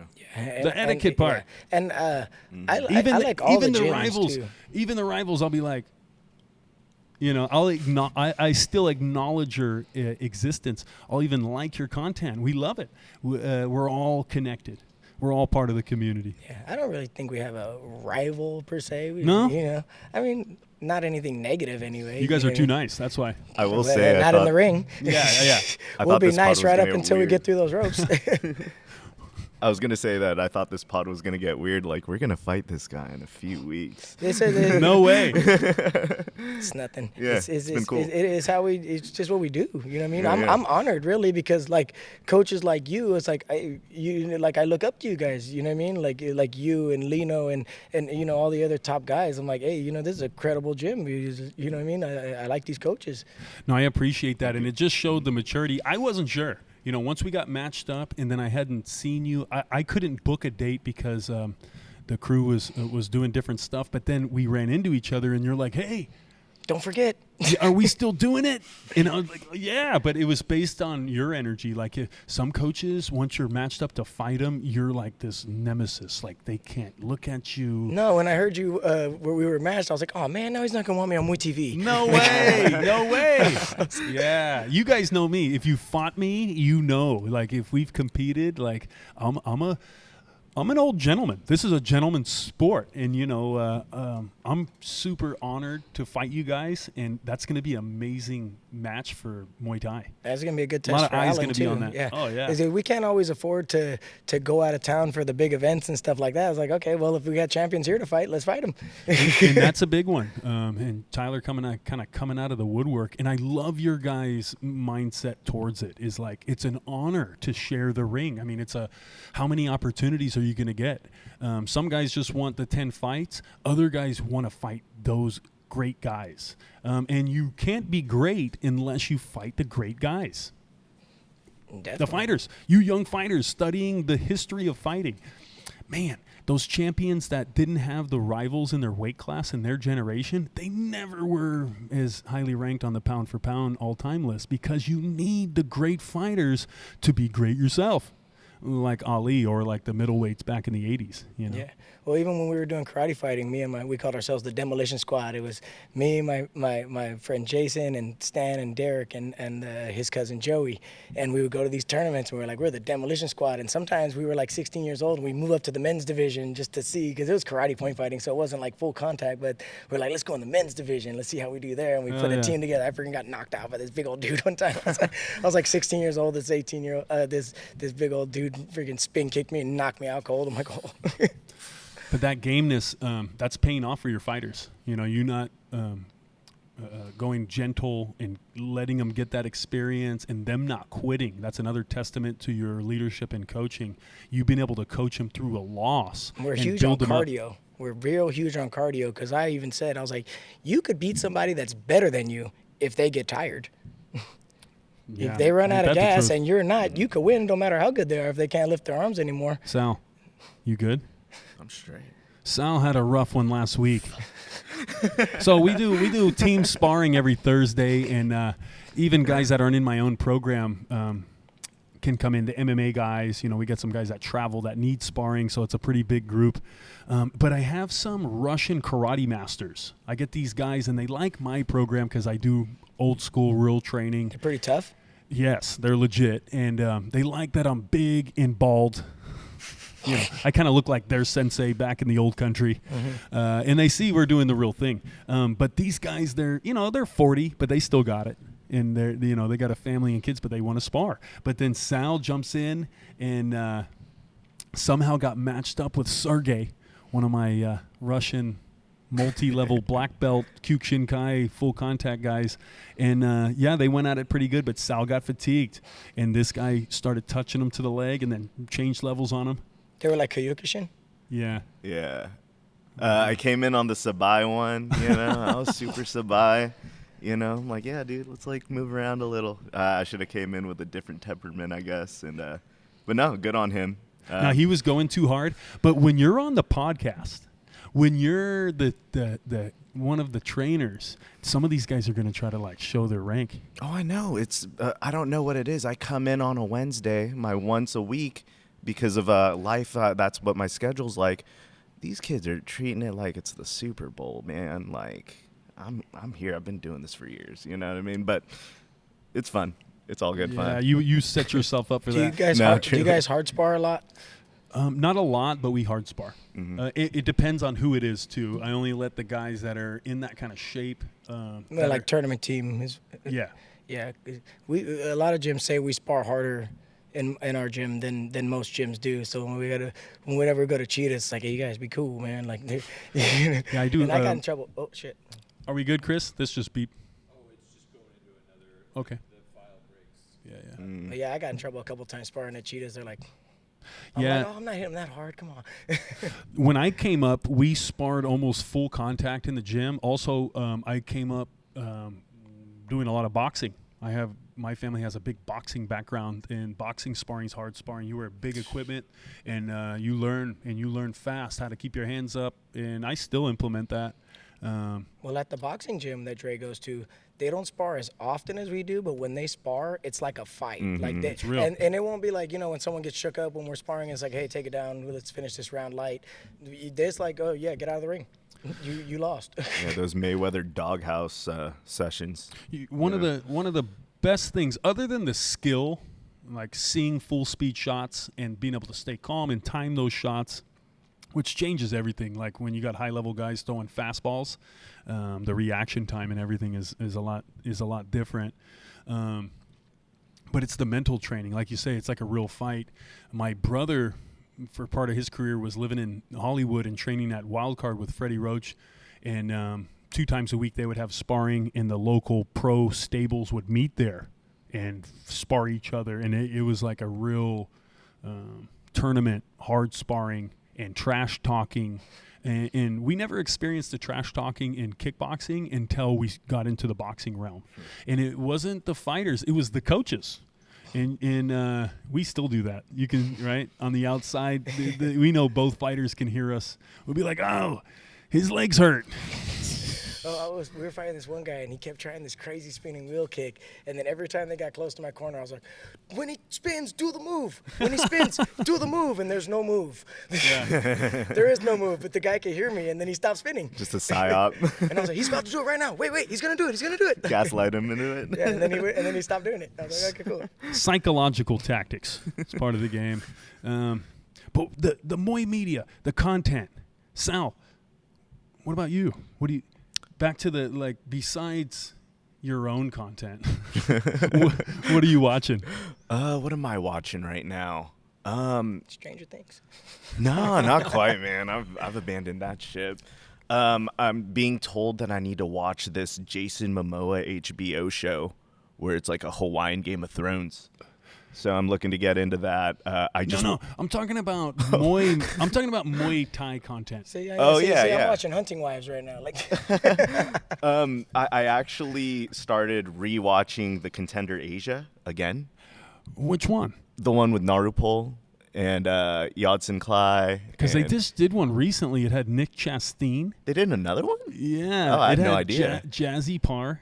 No kidding. Yeah. I had no idea. Now I got to did you peep see back. the old Contender Muay Thai they had a long time ago with John Wayne Parr? Yeah, Yes. that's the one that I'm talking Yodson about. Clay. Okay. Yodson Yeah. Clay. That was sick. Great idea for a reality show. I wouldn't be surprised if we saw something like that again soon. I would like to see a UFC stand-up striker, not necessarily Muay Thai, but like a stand and bang type league, because I like the idea of multiple styles, not just a Muay Thai. You know what I mean? Because it's kind of like a video game. It's like everybody can't be Sagat. You know what I mean? So that's kind of the cool part of UFC. It's like, okay, can this style beat this style? Can this style beat this style? So I think it'd be cool to have like just a stand-up striking with all the rules that you could catch, you could sweep, you could do everything you can, but it's not specified to one style. I think that would be really cool.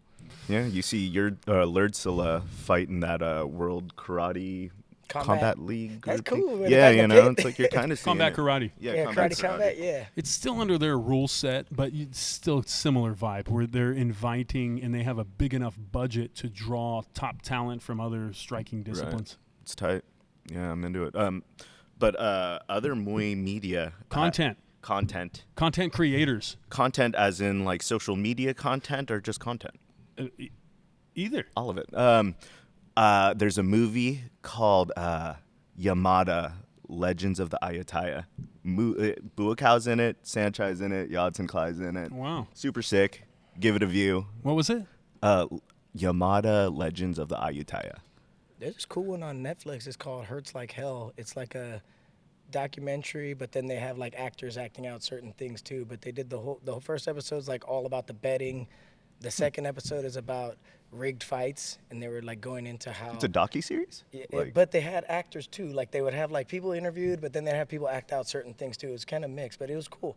But they had the second episode was all about the rigged fights, and they would say how coaches would actually drug their own fighter if they had a bet against them, but they need him to fight just good enough to sell it.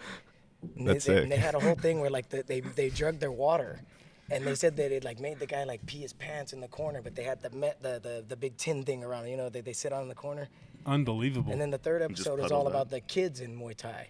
So it was pretty cool. It was real informative. But the whole first episode was all about the betting. Man, I gotta peep that. It's called Hurt Like Hell or Hurts Like Hell, something like that. Sal, that's all you got for us? What else do I got? That's the content. So I mean, what I'm trying to get to here is within the martial art, within the Muay Thai community, what are people watching? Like, besides MuayTV, and we're not the only one. There's some other Muay Thai podcasts, but there's also content creators, and I watch a few. I'm always curious of what's going on out there, just because we work in the same field, and I'm always curious. Should we be doing something different? Should we be recording more? What else is going on out there? You want to know who I have? Yeah, let me know. So I think for podcasts, like if you're looking for information about Muay Thai culture, the more of the deeper layers coming from a very educated trainer and cornerman is Pinky Podcast and Pinky Muay Thai Podcast on YouTube. He also has all his sites on social media. But shorter podcasts, like an hour or 30 minutes, but really good rants on things within the sport, things within the gym. I think for a casual Muay Thai fan of the sport, they wouldn't enjoy it. But for any practitioner, any coach, anyone that's involved in the Muay Thai industry, that's a good one. The next one is Joe Cromford, and Joe is a commentator. I believe he's Aussie. Living in Bangkok, he works with Matt Lucas's team sometimes, but he does a podcast on YouTube, and he does them very frequently. These guys do one like every week. Again, shorter. And I believe if you want to keep up with what's happening in the stadium scene in Thailand and you're a Westerner, I think his content is the best as far as who's fighting next week, who the up-and-comers are, that kind of thing. If you're interested in the scene in Thailand. Some guys don't even keep up with it, but if you want to or you want to start, that's a good place to start. Speaks good English, and he knows ball. And then I think the third and the last one that I watch and I'm really enjoying is Kingdom Martial Arts on YouTube, and that's Tito, right? Yeah, that's Tito and his dad, Thinking Man, and they're living and training at Pinching D Academy, and he's one of the young teenage stars, foreign stars in Thailand, and they're kind of following his journey. But they do more like a vlog style. They show a lot of the training and how the trainers interact with the students at that gym, and kind of what it's like to be a circuit fighter, how often they fight, and how rough the training is, how detailed and sharp the coaching is. I love it. Those old coaches, they get me pumped up. I watch them in the morning, and I'm like, I got to stay mean.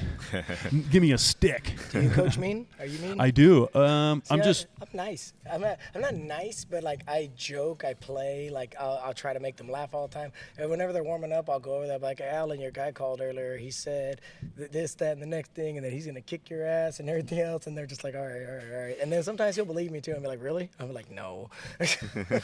I'm kind of like a joker. I mean, I have a very intense presence, but I'm lighthearted at the same time. But I'm very sharp in wanting, the intensity to be there. As long as they're given 100, I'll keep being funny. But once in a while they'll hit one of my buttons, and then the one that never seen me mad before will be like surprised, like, oh, sir's pissed. Like they call me sir. They call me sir. It's like my first name there, because I don't go. My taekwondo title is Kwanjanim, and then I've never been promoted officially as Crew, so I don't feel comfortable going by Crew. Even though Master Cheetah calls me Crew James all the time, I'm like, I still never like quite earned the title, But so I just call me sir. It relates to life, because I got mostly kids anyway. So hey, learning to call adults sir is not the worst thing. You know what I mean? Yeah, that's a tricky one as far as the title. Your accomplishments in the sport, I think that's a good way to look at guys when you want to see their ranking. is, how many years they've been in the sport. As a coach, how many fighters, and then how far they went in their career. As far as, have you trained a champion? I have karate champions too that I've trained. Yeah. Again, the resume's stacked, Coach. This is all I know. It's all I do. You know what I mean? Like I don't do anything else. Like I train, I teach, and I watch TV. Like that's it. You know what I mean? I've been doing I've done Muay Thai, nothing but Muay Thai this weekend, and I'm gonna go home and watch TV and wake up tomorrow and mop the gym and then go back to teaching. Love to hear it. That's all I do. It's all my kids know. They grow up in the gym. They're learning discipline, respect. Well, you're doing awesome. Yeah. And the Muay content. I have one to add. Can I add one? Yes. Mitten Muay Thai. Their podcast is really cool. Yeah, I've seen them. And there's so much happening. That's why I bring it up. We're kind of on that wave when we started 2 years ago, but now it's really booming. But who are the ones to watch? Also, how much of this content does Muay Thai require? At a certain point, is it bad? And I believe it is. I think we don't want to forget that Muay Thai is a sport, and we don't want to sit around and watch Muay Thai fighters talk more than they're fighting. We want to see Muay Thai fighters fighting. The talking part of it in between, sure, somewhat, but how much? And I think people like me and you, we're not watching a lot of the interviews and all of the stuff that's happening. Is because we're actually doing the training. We're doing the sport. But yeah, it's a new generation. There's people that are experimenting with all kinds of content, and yeah, there's some guys that are putting in some really good work, and it's helping. It's not distracting. They might be trying to sell T-shirts or something, but really it's for the overall good of Muay Thai. Yeah, we're trying to fall in that same line. There's tons of good gyms in California. I can't say like I could name a bad gym really. You know what I mean? Like every fight is good gyms everywhere. I got a few. No, I'm just kidding. But yeah, I think the more fighting, the more training. I love even raw pad work now instead of Do you teach the little kids too? Not so much anymore. I have a couple junior students, but when I closed my gym, the corner, I went to all adults. Teaching the little kids pad work is so frustrating sometimes. Oh my God. Like, okay, let's just do 1-1 with a back leg kick. Like, just start with that. Like, oh man, that's a whole nother section. I always liked working with kids. And I work with a lot of autistic kids too. Like I had a few autistic kids in the past, and then the word got out that I work well with autistic kids. So like I always tend to have like several autistic kids in the gym, and it's funny because people think that they'll be harder to train, but it's actually not, because they're just processing the information different. So if you learn how to talk to them, they're actually easier to work with because they're like a freaking computer. They'll do exactly what you say if you say it right. You know what I mean? Huh. Yeah, that's awesome. Yeah. And challenging. Yeah, the kids are challenging. I still do it. I train Sal's nephew.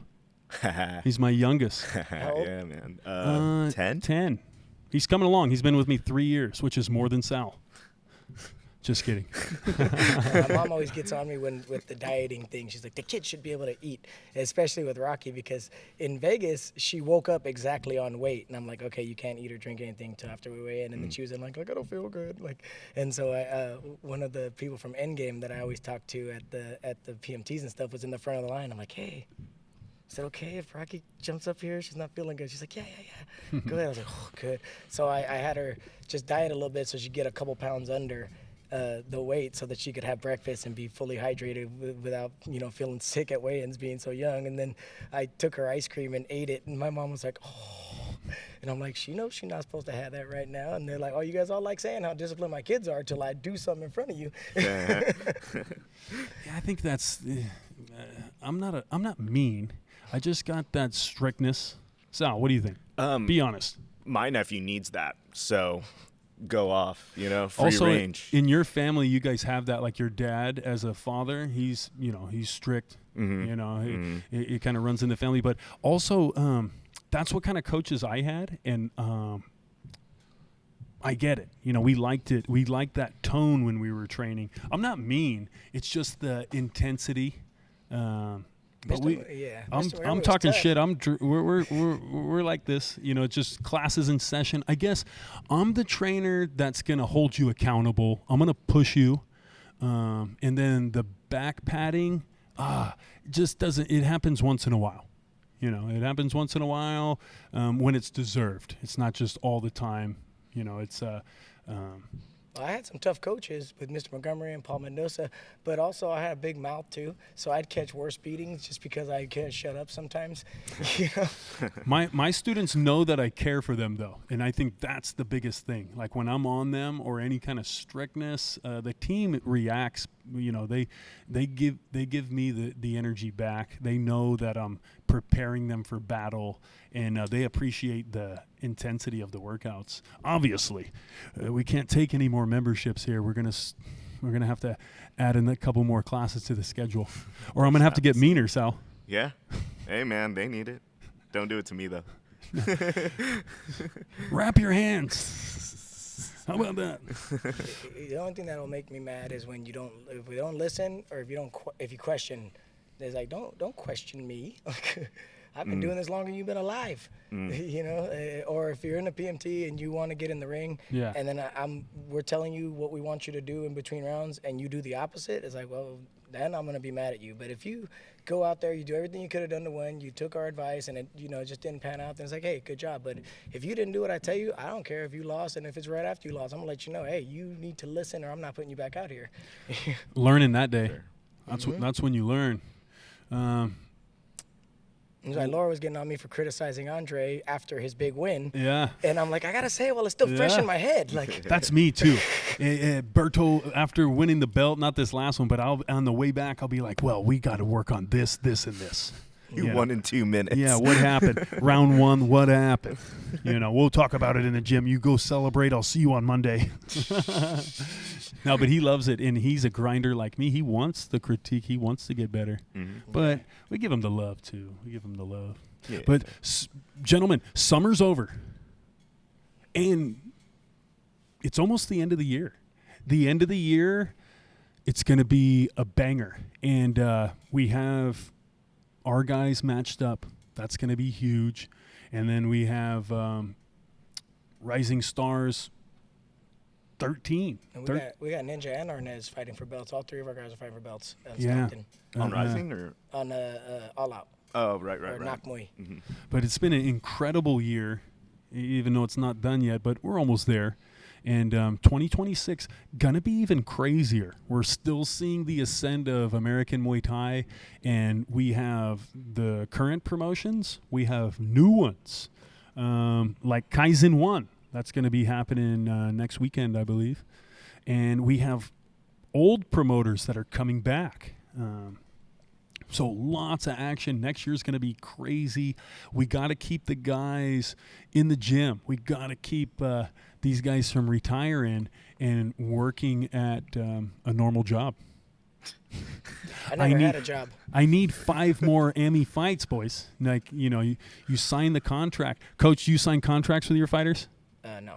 Well, to sign up. But like waivers. But like after they fight, like if they want to retire? No. They want more. They don't sign no contracts or nothing. Well, man, I envy. I barely have 3 adults. Yeah, but your teenagers, they put in years, and a lot of the reason your teenagers are in position to fight these adults is because they have how many fights? You know, these guys have been training for years. Ninja got 14 fights. Yeah. Dre's got 14 fights plus 6 boxing matches. Alan's got 13 fights. Ivan's got 11. So yeah, they got lots of fights.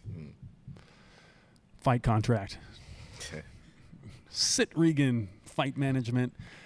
That's how I used to tell when the kids were getting tougher, because like it was the same thing with like Juan when he was about like 15 years old, he started to get like actually kind of hard to spar, and I was like, oh, you're getting better, you know what I mean? Then he was like around 18, I was like, oh, I'm trying my hardest now. I think you're ready to get in the ring, like, you know what I mean? So I like judged how well they were doing against me because they were kids that I could just beat up with my hands behind my back till all of a sudden I'm trying my hardest to win.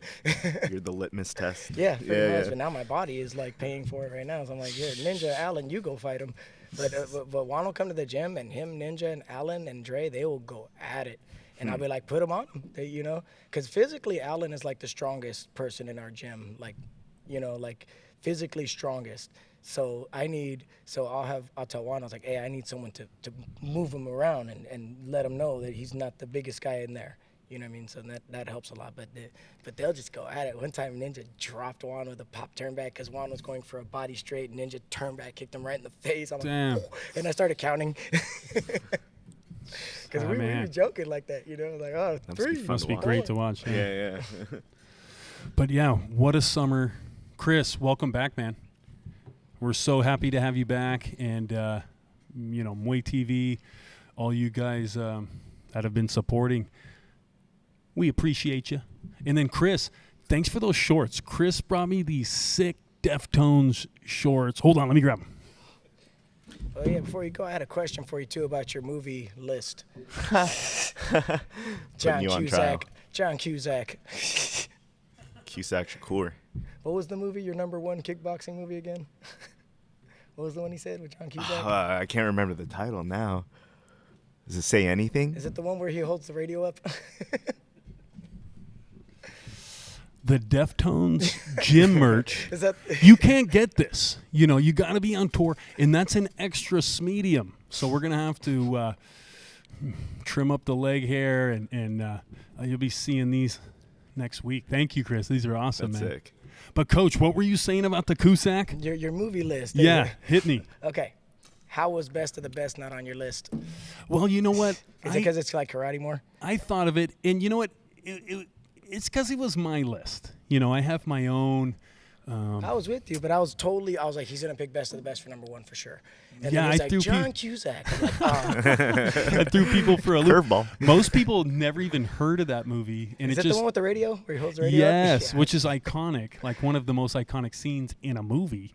But I guess I just was showing my age there, but it was way ahead of its time because he was kickboxing, and it was like in 1983. I forget what year, and that's way before anyone was. They were, you know, still doing bow He stabs. kept saying in the movie how it was kickboxing coming up, blah, blah, blah. It's the sport of the future. Yeah. And here we are, you know.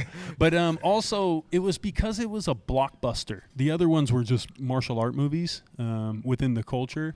But Kickboxer was...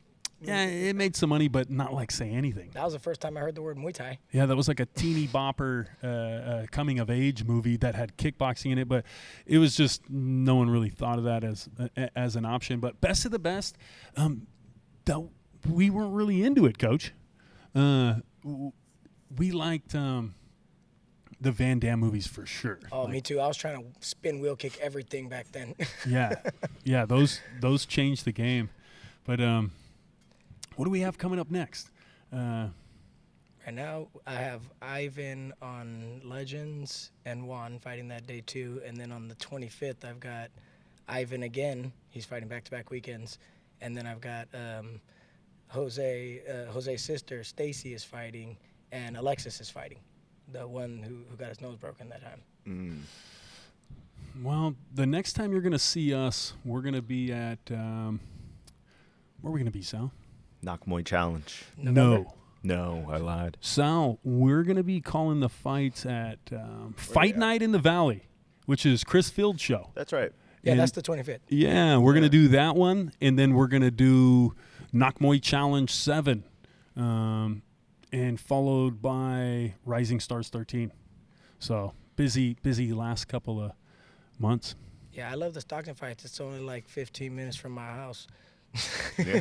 Man, the Stockton fights are a vibe. You know, we have the amazing Rising Stars card, which is insane. Nico's awesome. He takes good care of everybody. The Knock Muay Challenge card, man, we love going to that one too, and I'm really looking forward to it. Mm-hmm. And Chris's show as well. Yeah, Yeah. all those guys, good guys. Chris, Gene, everybody. Nico, Lino. We got some good guys in NorCal. Good promoters. Well, Coach, I want to thank you again, man. It's been an honor to have you on MuayTV. Oh, yeah, I was super excited to come. Yeah. No, thank you so much for driving, and we'll be looking forward to seeing you at the next fight. And we will catch you guys next time. Thanks for tuning in.